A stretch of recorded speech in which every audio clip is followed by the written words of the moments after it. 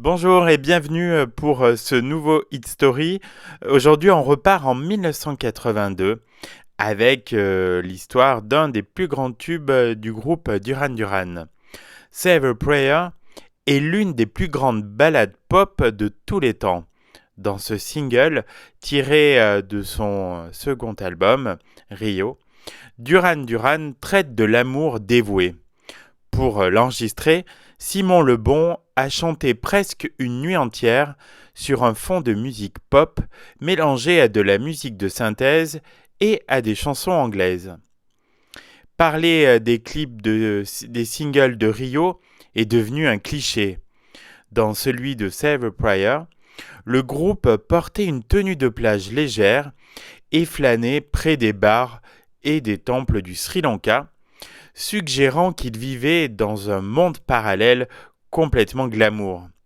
Save the Prayer avait un côté un peu épique, a confié le bassiste John Taylor.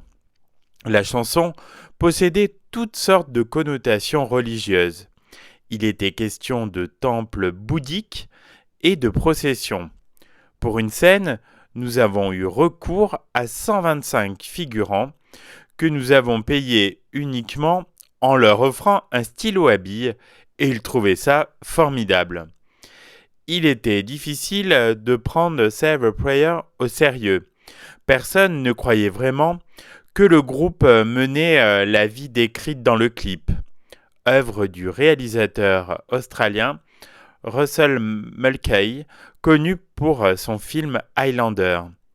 Mais dans le pays d'origine de Duran Duran, le Royaume-Uni, cette vision de rêve offrait un fort contraste avec la vie maussade de nombreux fans du groupe.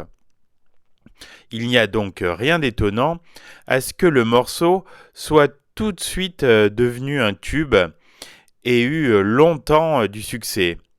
Les fans continuent à se rendre en masse au concert de Duran Duran.